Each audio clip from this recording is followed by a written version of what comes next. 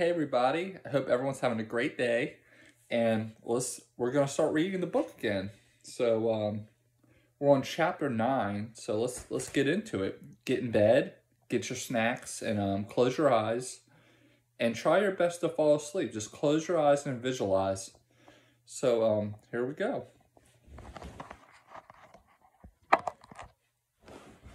Okay. Chapter 9.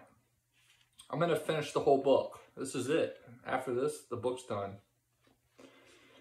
Everyone followed Dad back into the house and into the kitchen.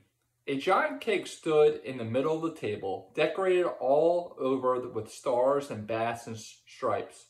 Hundreds of candles were stuck into the icing. "That's a lot of candles," said Samantha. "It's the way they do it at vampire fairy parties," I explained proudly. Mom and Dad smiled down at me, and then everyone started to sing, "Happy birthday to you. Happy birthday to you. Happy birthday, Isadora." I tried hard to blow out all the candles. It took a long time, and in the end, everyone had to join in. Dad started to cut the cake. "This top layer is the red layer," he said, "especially for vampires." He handed a piece to Oliver.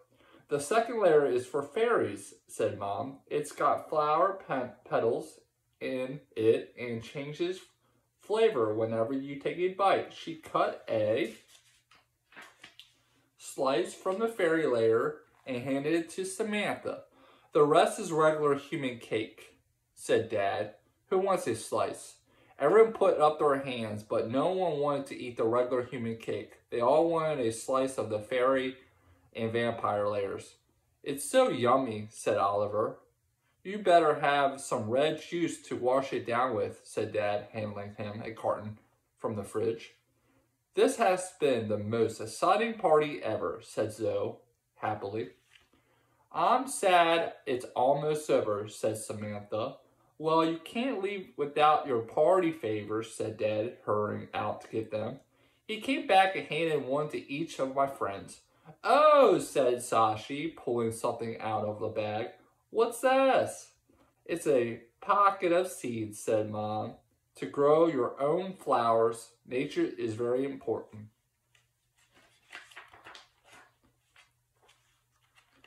"I've got a pot of hair gel," yelled Bruno. "I've got a flower crown," said Samantha. "I've got some toothpaste in mine," said Oliver, puzzled.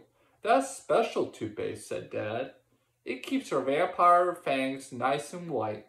Very important." Oliver looked surprised.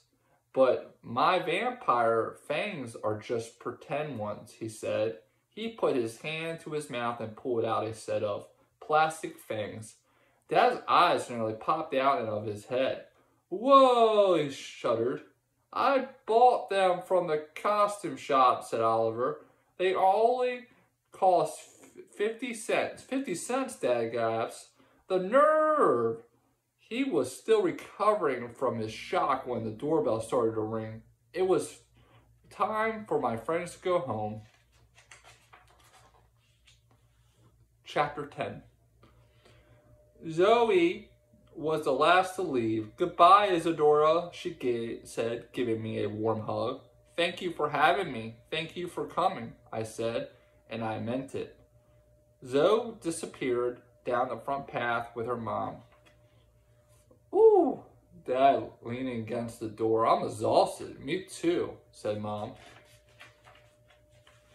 Wilbur slunk into the hallway.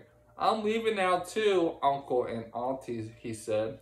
"Oh, Wilbur," said Dad. "I forgot you were still here. Thank you for your help today." Wilbur looked a bit sheepish as he fiddled with his starry wizard hat. He said, "You're welcome." Then he looked at me. "Sorry, Isadora," he said gruffly. "I should have listened to you more today." Then he shooted quickly out of the front door before I could say anything. I was shocked. Wilbur had just apologized to me. I still felt stunned as I followed Mom and Dad back into the kitchen to unwrap my presents. Mom opened the cupboard under the sink and took out the gift I'd been waiting to open. We all sat around the table. "This is a very special present," said Mom, handing it to me. "But today you proved you are definitely old enough to use it," said Dad, smiling. I started to unwrap the long, thin package. What could it be?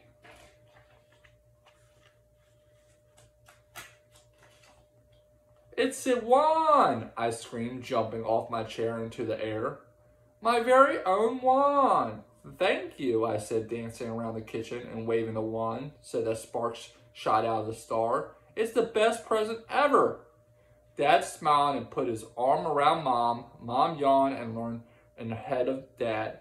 They both closed their eyes. "We're glad you like it," they murmured sleepily.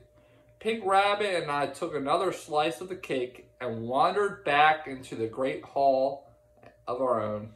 I waved my new wand around, practicing on small things. I changed the colors of the balloons and made one of them do a somersault in the air. Then I sat down next to the pile of presents for my friends. "It was a fun party overall, wasn't it?" I said, licking the last of the icing off my fingers. Pink Rabbit nodded.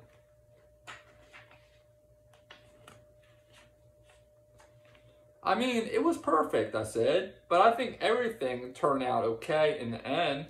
I think my friends enjoyed it, don't you?" Pink Rabbit nodded again and snuggled into me. "It was a very kind of Mom and Dad to organize such a nice party for me," I said. "I am glad they are the way they are. If they were any different, then I wouldn't be me, and I really love being a vampire fairy."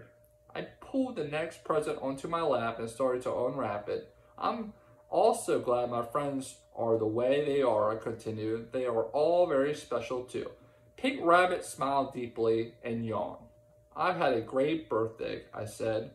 "But even so, I think I will plan my own party next year."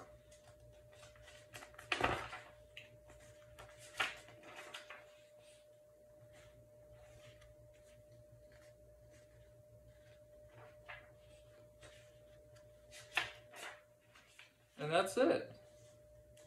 It's a good book. I liked it. I think, there's a little bit more. I think there's more.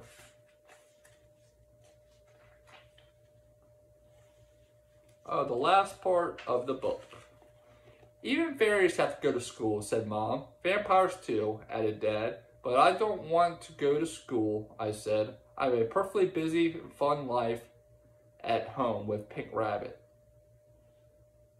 "But you might enjoy it," insisted Dad. "I used to love my vampire school as a young boy, and I adore my fairy school," said Mom, spooning some flour yogurt into the bowl. "You'll have a wonderful time."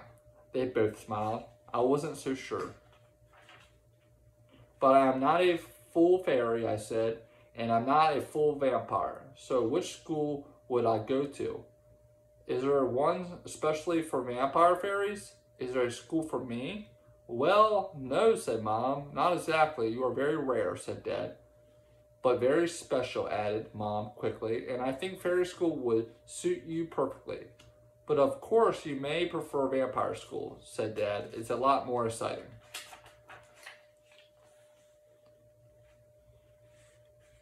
Harriet Manchester. That's me. I'm the author and illustrator of The Moon.